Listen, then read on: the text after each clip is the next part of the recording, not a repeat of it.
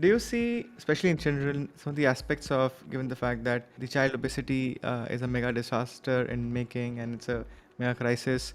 Do you see eating disorders, issues like eating disorders, and given that our definition of how we look at food is changing, given the processed food industry and the convenience that we want to associate with the food, like what's your approach towards solving some of those or interfacing with some of those when that happens?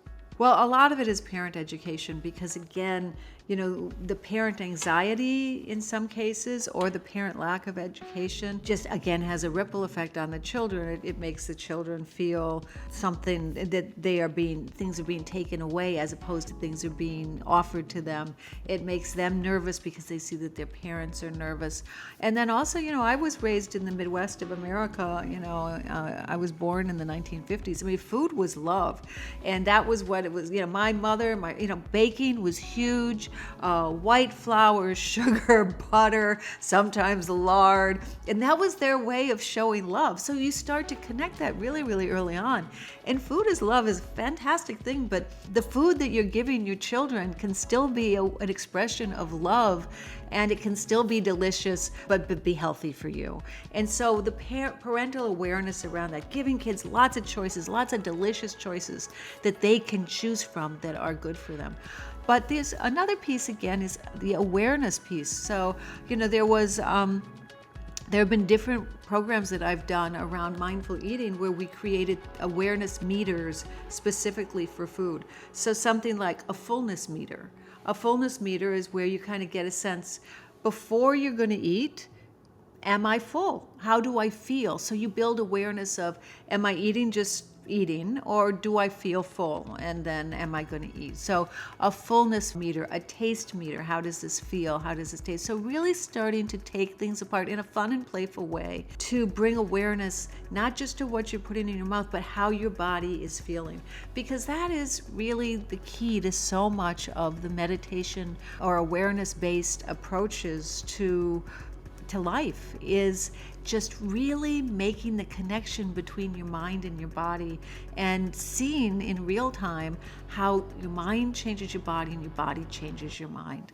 And so really bringing awareness to how full I am. Does this feel good? Does this not feel good? That sort of stuff goes a long way to helping kids regulate themselves. This is really cool. It's almost like what we're trying to do by machines. If you can develop that instinct very, very early, probably that's even way more powerful. You have the ability to, if you can develop your own instincts and your own muscle memory around what's good for you, there's a very high chance that you'll end up making the right decision. So that's really, really cool. And I think I'm glad that you mentioned that this is actually work for parents, given the fact that they are the ones who are actually molding or shaping, or children are observing their parents to understand how the world around them actually works.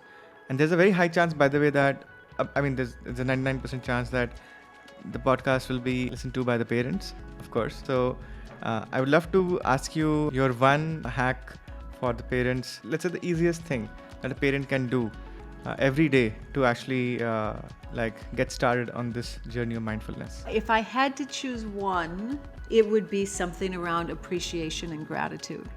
And the idea of working with your children or carving out some time every day. It could be just before you leave the door on the way to school. It could be in the car, driving carpool. It could be around the dinner table. It could be at night, where everybody just takes a moment and says something that they are grateful for today. And being careful that that doesn't turn into everybody just saying the same thing every night and it becoming rote. But really, what is it right now happened today that I'm grateful for? Because again, going back to this negativity bias, we are kind of trained to focus more on the bad things as a survival instinct because we can make them better and we're to take care of ourselves. But in so doing, we miss out on the countless good, the countless things that we can appreciate. And so if we put a little more effort into bringing awareness to what we can appreciate, since we're already wired to be aware of what we're worried about, that can actually balance out our perspective and our worldview will be a little bit more accurate. But if you'll let me give you another one, the other one I would give you would be just as you're leaving the house with your children, or again, find one time during the day just to take a pause. That's all you need.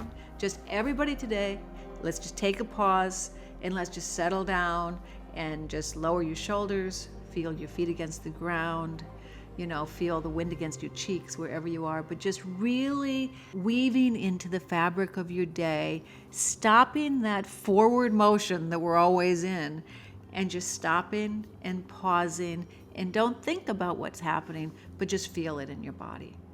And those brief moments of awareness that interrupt your forward motion, they add up, and you start to see a difference in how you feel and how you respond to conflict and to crisis. Just by listening to that, by the way, I dropped my shoulders and started looking at how my feet are touching my ground, and it's so powerful, right? I mean, these are probably the simplest things, and potentially every human being would understand this, but just by having consciousness, awareness, that this is how you can actually be conscious about your body, and how you can actually have the observer effect on your body while you're actually living your life. That is so powerful. Probably the most, when we think about the world of external interventions, machines, pharmaceuticals, we often forget the most powerful machine that's actually out there, which is our own body.